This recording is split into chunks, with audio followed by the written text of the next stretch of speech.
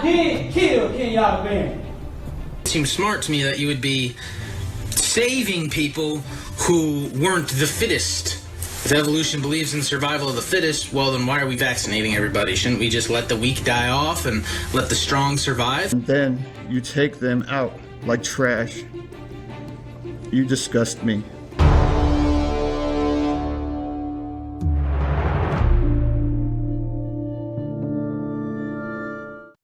In Frederick, Colorado, in the early hours of August 13, 2018, they woke to a nightmare.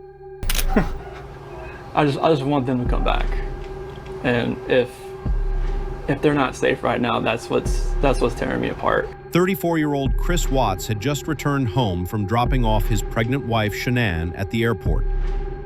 Later that morning, she vanished. Friends reported her missing. She was 15 weeks along with their son Nico, and she'd skipped her 9 a.m. doctor's appointment. She's pregnant, and I haven't been able to get a hold of her this morning, and I've gone to her house, and her car's there, and stuff like that, but she won't answer the door, she won't answer phone calls, she won't answer text messages, and I'm just really, really concerned, and she had a doctor's appointment this morning, and she didn't go to it, and I don't know what to do. I've called him and talked to him, and he said that she went on a play date with her other two daughters, but like if she went on a play date, they're both in car seats. Why would she not take her car? Her car was parked in the garage, her shoes by the front door, but no sign of Shanann or their daughters, 4-year-old Bella and 3-year-old Celeste. Police called Chris in. Hey Chris, Officer Coonrod for the police department. Pretty good. So, do you have any idea where your wife is? Right. What my concern is her car's here. They're saying she is diabetic. I don't want her. If she's upstairs and can't respond. Scott, how you doing? How's it going? So this is the only vehicle she would have? Only one that, yeah. She would drive? Okay. He seemed unnervingly calm, insisting nothing was wrong, claiming Shanann was upstairs and would answer soon. Neighbors watched as he chatted casually with officers. Too casual, some said. All the girls' blankets are gone. Their blankets they sleep with, they don't leave anywhere without them. Okay.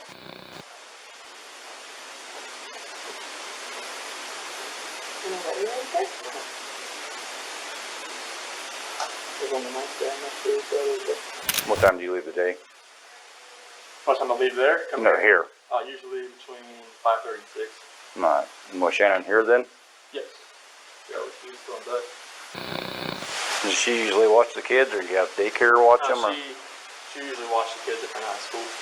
Okay. You guys having any kind of issues, marital issues, or? We're going through separation. You are? Did you guys file it yet or anything, or just talking about it? No, we're gonna sell the house and do a separation. And how's that going? It's going Civil for the most part, or?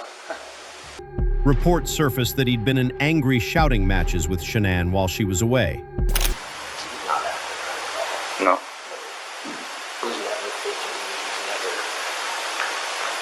Back and forth, and if you look, he doesn't look worried. He looks like he's trying to cover his tracks. He's normally, you can ask them, he's normally quiet, real subdued. He never talks.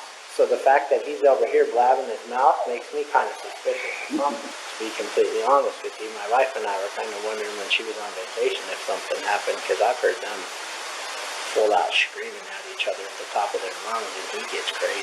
Does he? And that's pretty recently? Yeah. Under mounting suspicion, he agreed to a polygraph and failed. The day she goes missing is the day that you guys have marital discord. Okay?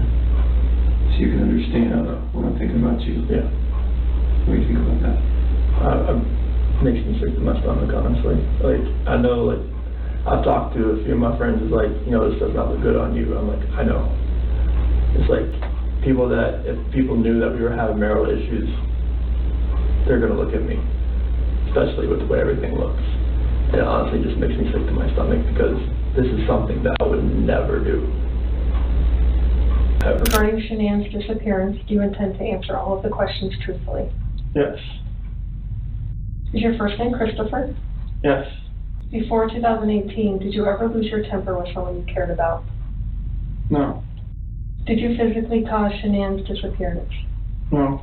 Confronted with the truth, he broke down. So, It is completely clear that you were not honest during the testing, and I think you already know that.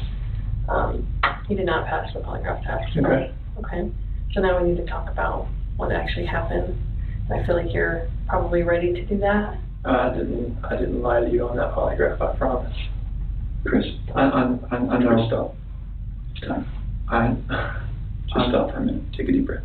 In a rage over the unraveling marriage, he'd strangled Shanann, smothered their girls, and hidden their bodies at the oil site where he worked. Lost it. Check her. No, that's rage.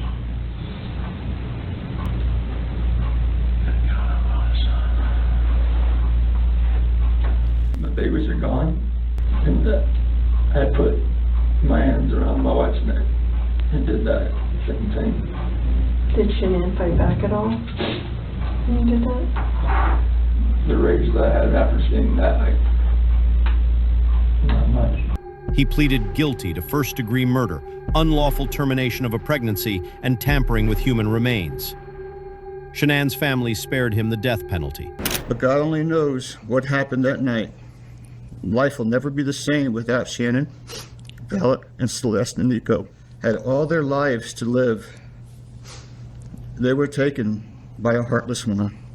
This is the heartless one, the evil monster. Who dare you take the lives of my daughters Shanann, Bella, Celeste, and Nico? I trusted you to take care of them, not kill them. And they also trusted you. And then you take them out like trash. You disgust me. They were loving and caring people. You may have taken their bodies from me, but you will never take the love they had for me. In the blink of an eye, you took away my whole world, the people that mattered to me the most. Everything in my life I loved, your children. They trusted you. They loved you. They looked up to you because you promised to keep them safe. Instead, you turned on your family. My blood is boiling as I write these last words because they are the last you will ever hear from me. I can't even think of the right words to describe the betrayal and the hate I feel. And to be honest, you aren't even worth the time and effort it takes to put my pen to this paper. Your daughter Bella Marie sang a song proudly. And I don't know if you got to see it, but it was Daddy, You're My Hero. I have no idea who gave you the right to take their lives, but I know God and his mighty angels were there at that moment to bring them home to paradise. The evidence in this case are a senseless crime and the viciousness of the crime. And equally aggravating in this court's determination is the despicable act of disposing of the bodies in the manner in which they were done in this case.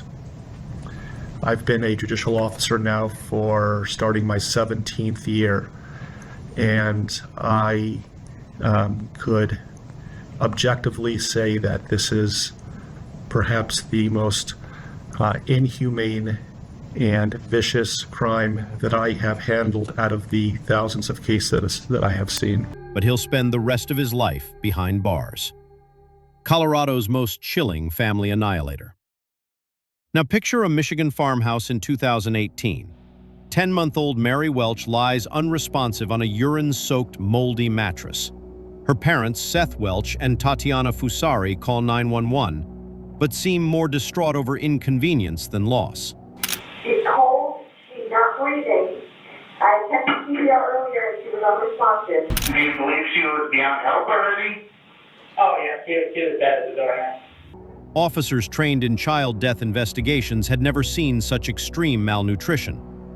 Mary weighed less than a newborn, yet her parents refused medical care or vaccinations, citing survival of the fittest beliefs and mistrust of doctors.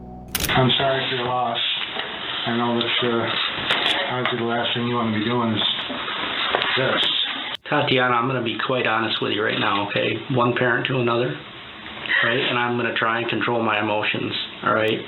I've been to a child death investigator school, and I've seen photos and images of children that have been malnourished. And I'm telling you right now, this is the worst thing I've ever seen. Oh no, really? Yes. At what point in this illness did you think there's a good chance she's going to die? I didn't think at all that she was going to die. I think that. Delusional. They claimed baby Mary was simply not fit by evolution's design. It didn't seem smart to me that you would be saving people who weren't the fittest. If evolution believes in survival of the fittest, well, then why are we vaccinating everybody? Shouldn't we just let the weak die off and let the strong survive? During questioning, Tatiana insisted she thought Mary would recover. Seth declared he was used to dead bodies on the farm. Their casual cruelty stunned investigators. I could tell she was dead from looking at her. I'm used to dealing with a lot of dead bodies with the farm. Yeah. So I know what they look like. That was that. Used to be common for kids not to make it. It's called natural selection, and it's a hard part of real life on Earth. You would think she was part of natural selection? She's always been small. Charged with felony murder and first-degree child abuse, both were convicted and sentenced to life without parole. But before we continue, we can tell you enjoy this type of content, so don't forget to subscribe to the channel and give this video a like. Make sure to turn on notifications too, so you never miss a new video. They're alleging that you murdered one Mary Welch. That is a charge called homicide felony murder. It is life without parole. It requires a DNA sample to be taken upon arrest. The second offense that you're both charged with is called child abuse in the first degree, where they're alleging you knowingly or intentionally caused serious physical harm to a child. They're talking about this Mary Welch. It is a felony, possible penalty of up to life imprisonment or any term of years less than life. A stark testament to ideology run amok. Finally, in suburban Florida in 2018, 29-year-old Ronnie O'Neal Jr. unleashed pure horror. I did kill Kenyatta Barron. On March 18, he shot his girlfriend, 28-year-old Kenyatta Kiki Barron, to death in their Riverview home. Then, he turned on their children. He repeatedly struck 9-year-old Kinsley with a hatchet and stabbed 8-year-old Ronnie III before dousing the house in gasoline and setting it ablaze. His son escaped, wounded and traumatized.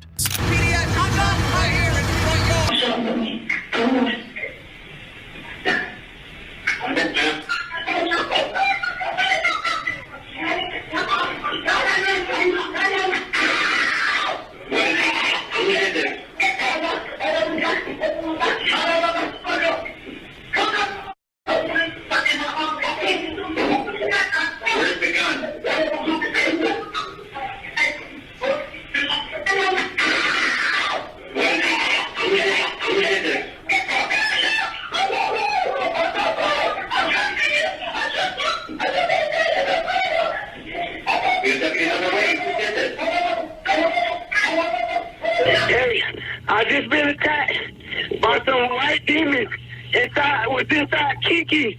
Kiki, her name is Kiki, and she tried to kill me. During trial, O'Neal boldly represented himself, accusing police of fabricating evidence. Why didn't you play the regular recording that people can understand what the call was saying?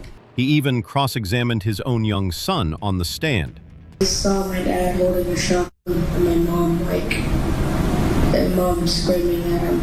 Did he do something to your sister? Yes, he hit her with an axe. And then he went in the garage, I followed him. He put me on the ground, and then he had his foot on top. I was laying on my stomach, he had his foot on top of me, and he was holding me down. How you doing, Ronnie? Good. It's good to see you, man. Good to see you too. Did I hurt you that night of this incident? Yes.